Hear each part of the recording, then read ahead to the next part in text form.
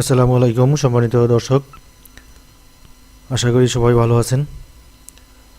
আজকে আলোচনা করব মূল্য সংযোজন কর দাখিলপত্র। এটাই আমাদের সবচেয়ে বেশি কঠিন জিনিস। অনেকেই এটা পূরণ করতে যে গোলমাল করে ফেলে, এখানে আমাদের ভুলটা বেশি হয়।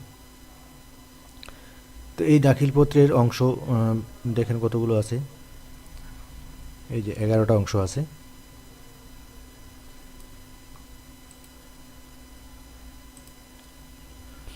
তো প্রথম অংশে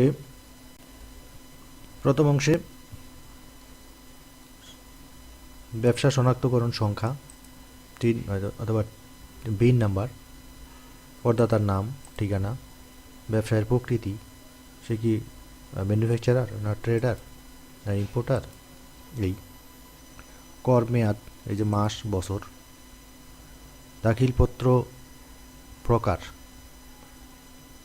এটা কি মূল দাখিলপত্র, সংশোধনী, পূর্ণ, অতিরিক্ত বা বিকল্প দাখিলপত্র, এরকম।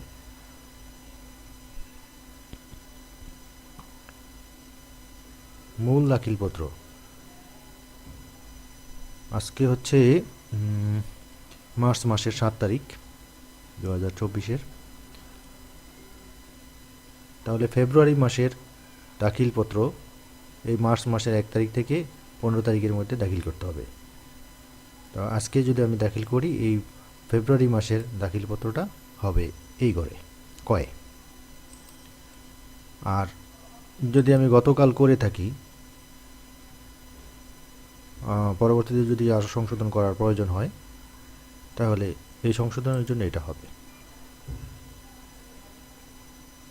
আর বিকল্প দাখিলপত্র করতে হলে এটা হবে।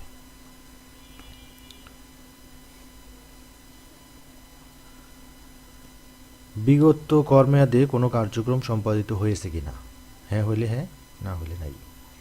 কার্যক্রম একেবারে যে হয় না তা না, আমরা গোডাউন ভাড়া বেতনও তো দিই। কার্যক্রম তো, অর্থনৈতিক কার্যক্রম তো ঘটেছেই, এই হিসেবে হ্যাঁ দিলেই হয়। পেশের তারিখ কোন তারিখে দিলাম, এই অংশ 2 শেষ। আর 3 হচ্ছে সরবরাহ প্রদায়ী কর। আমি যখন বিক্রি করব,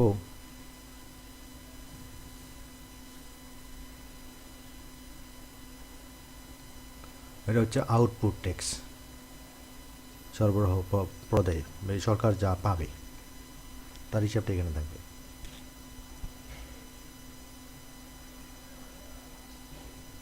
নোট 1-এ আছে শূন্যহার বিশিষ্ট পণ্য বা সেবা। এখানে সরাসরি যদি আমি রপ্তানি করে থাকি, তাহলে এটা এখানে হবে, আর মূসকের পরিমাণটা হবে। আর প্রচ্ছন্ন রপ্তানি করে থাকি, যদি সরাসরি রপ্তানি না করে প্রচ্ছন্ন রপ্তানি করি, এই ক্ষেত্রে এখানে হবে। প্রচ্ছন্ন রপ্তানিকারক হচ্ছে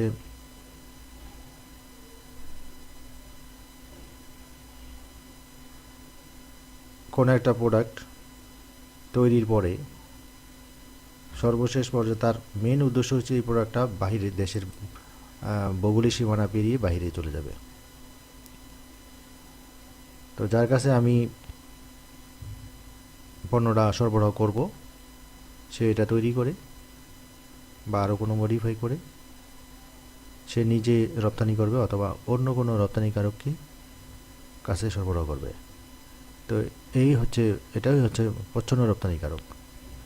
আর আমি সরাসরি যদি বিদেশ পাঠাই, দেশের বাইরে পাঠাই, তাহলে নোট 2-এ হবে। অব্যাহতিপ্রাপ্ত পণ্য বা সেবা।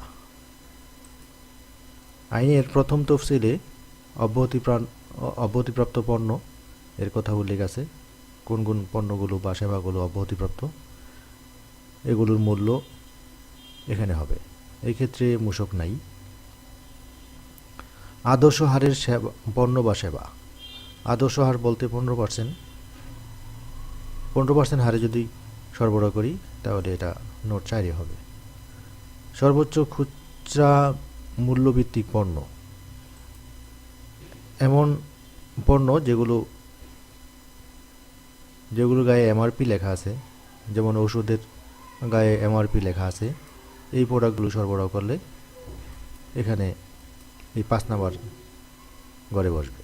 সুনির্দিষ্ট কর ভিত্তিক পণ্য বা সেবা, এটা 6 নম্বরে হবে। সুনির্দিষ্ট কর বলতে ওই প্রতি হাজারে বা প্রতি টনে, যেমন প্রতি হাজার ইট বিক্রি করলে একটা নির্ধারিত টাকা আছে, যে 500 টাকা কর দিতে হবে। 1500 টাকা, 1000 ইট বিক্রি করলে 500 টাকা, বা 1 টন রড বিক্রি করলে 400 টাকা, ধরুন 400 টাকা। তো এই ধরনের সুনির্দিষ্ট করে যে কর নির্ধারণ করা হয়েছে, ওই সমস্ত প্রোডাক্টের ক্ষেত্রে, পণ্য বা সেবার ক্ষেত্রে এখানে হবে। আদর্শ কর হার ব্যতীত ভিন্ন কর হার ভিত্তিক পণ্য বা সেবা। আদর্শ কর হার বলতে আমরা 15% বুঝি।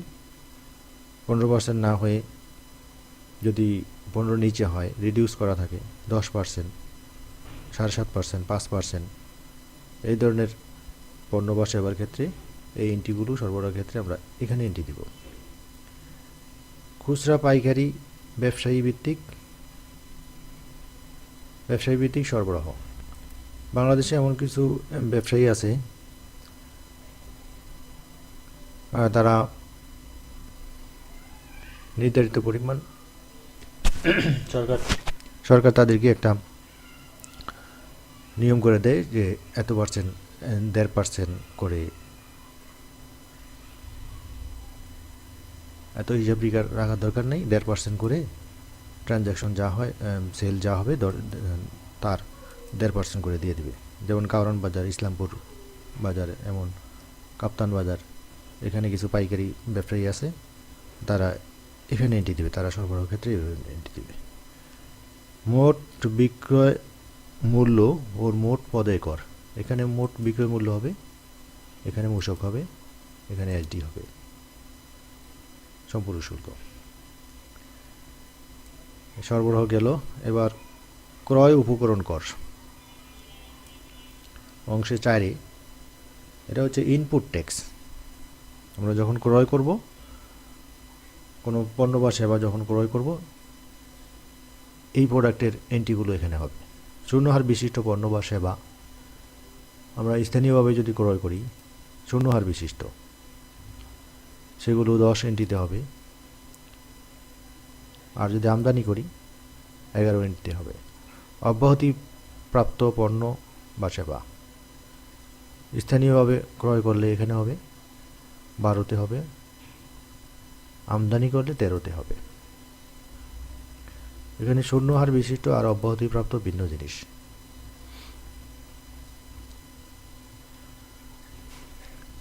শূন্য হারটা বসানো হয়েছে এসআরও দ্বারা, আর অব্যাহতিপ্রাপ্ত পণ্য এটা আইন দ্বারাই হয়েছে, প্রথম তফসিলের পণ্য অব্যাহতিপ্রাপ্ত হবে। আদর্শ হারের পণ্য বা সেবা যদি আমরা ক্রয় করি, সেখানে 14-15তে হবে স্থানীয় ক্রয় আর আমদানির ক্ষেত্রে।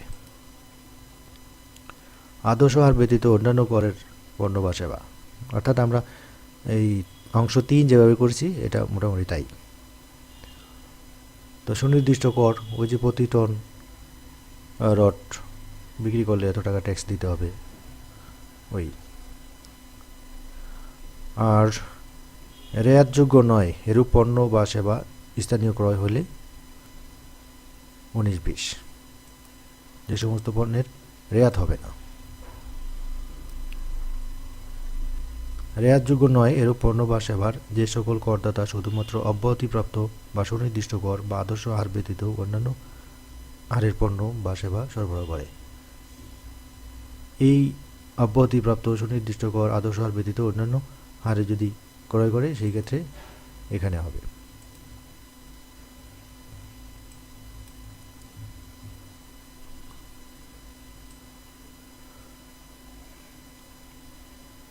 এই গেল আমাদের অংশ 4, ইনপুট ট্যাক্স।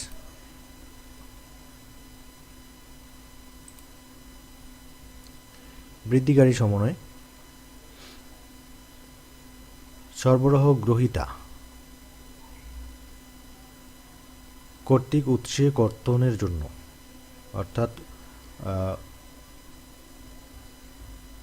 উৎসে কর্তনকারী সত্তা যখন সরবরাহ গ্রহণ করে তারা বিডিএস কাটে 6.3 ইস্যু করে।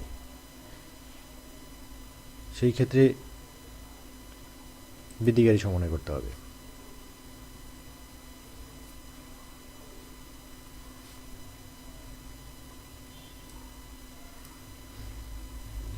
বৃদ্ধিকারী সমন্বয় বলতে এই অংশটা হচ্ছে সরকারের পাওনা, যে আমি যদি উৎসকারী সংস্থা হই, আমি একজনের কাছ থেকে প্রোডাক্ট কিনেছি, প্রোডাক্টটার দাম যদি 150 টাকা হয়,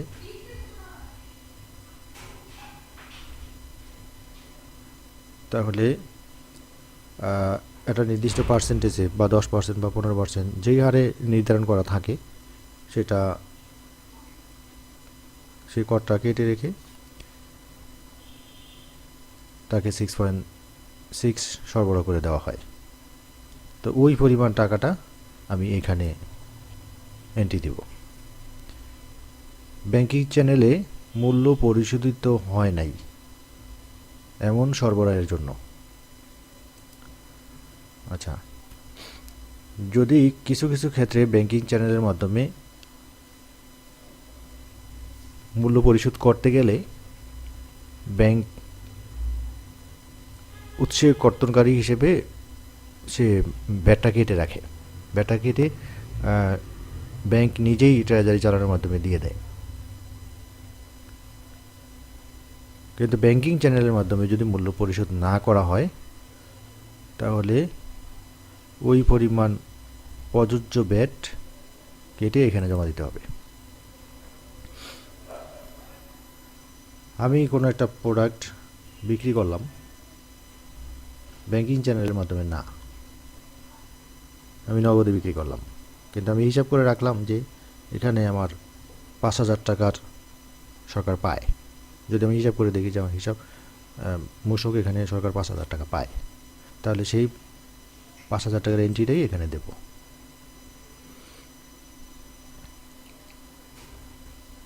ডেবিট নোটের জন্য বিক্রিকৃত মালামাল ফেরত হইলে ডেবিট বা ক্রেডিট নোটের ইস্যু হয়। তো ডেবিট নোটের ইস্যু হইলে ডেবিট নোটের জন্য ওই পরিমাণ মূসকটা এখানে হবে। এই মোট অন্যান্য কোনো সমন্বয় ঘটানোর জন্য এই 27 হবে। অন্যান্য সমন্বয় বলতে কোনো একটা সরবরাহের ক্ষেত্রে যদি দেখা যায় যে আমি হিসাবে ভুল করেছি, যে মূসকের পরিমাণ হয়েছে 1,20,000 টাকা, আমি হিসাব করে দেখেছি যে আমি করণিক ভুলের কারণে 1,10,000 টাকার এন্ট্রি দেওয়া হয়েছিল, তো আরও তো 10,000 টাকা সরকার পায়। এই ধরনের ক্ষেত্রে এই 27 নম্বর এন্ট্রি হবে। হ্রাসকারী সমন্বয় এবার সরকারের কাছ থেকে আমরা পাব প্রদত্ত সরবরাহ হইতে উৎসে কর্তনের জন্য। ধরুন আমি কোনো উৎসে কর্তনকারীর নিকট সরবরাহ করেছি,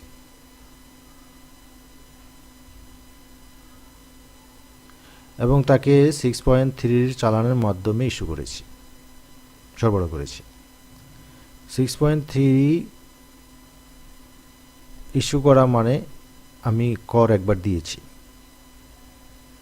উৎসে কর্তনকারী পুনরায় 6.6 এর মাধ্যমে কর কর্তন করছে,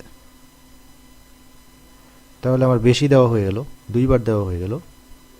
ওই 6.6 প্রত্যয়নপত্রে যে পরিমাণ মূসকের পরিমাণ লেখা থাকবে সেটা আমি বেশি দিছি, সেই বেশিটা আমি সরকারের কাছ থেকে পাই, সেই পরিমাণ অর্থটা এখানে হবে। আমদানি পর্যায়ে প্রদেয় আগাম কর। আমরা জানি বর্তমানে 5% হারে, এই বছর 5% হারে আমদানি পর্যায়ে আগাম কর জমা দিতে হয়। এটাও সরকারের কাছ থেকে আমরা পাও না, এটা 30 নম্বর নোটে হবে। রপ্তানি পণ্য উৎপাদনে ব্যবহৃত কাঁচামালের বিপরীতে প্রদেয় মূল্য সংযোজন কর। আচ্ছা, রপ্তানি পণ্য উৎপাদনে যদি কাঁচামাল ব্যবহৃত হয় তার মূল্য সংশোধনের করটা হবে এই 31 নম্বরে। ক্রেডিট নোট ইস্যুর জন্য এই 32 নম্বরে হবে।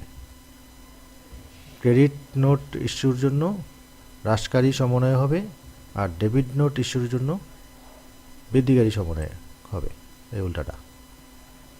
তাহলে আর প্রত্যেকটার সাবফর্ম আছে, সাবফর্মও ফিল আপ করে দিতে হবে। ক্রেতার বিআইএন নাম্বার, ক্রেতার নাম্বার, ক্রেতার ঠিকানা, মূল্য, কর্তৃত্ব মূল্য, সংযোজন কর, ইনভয়েস নাম্বার, চালান নম্বর, বিলের তারিখ, অ্যাকাউন্টের কোডে কর পরিশোধিত, মন্তব্য, এই। তো আমরা আরও একদিন আমরা সরাসরি অনলাইনে কাজ করব, প্রাথমিকভাবে একটু আলোচনা করা হলো। তো দর্শক, আজকের এই পর্যন্তই। নতুন কোনো টপিকস নিয়ে আবার দেখা হবে আপনাদের সাথে। আসসালামু আলাইকুম।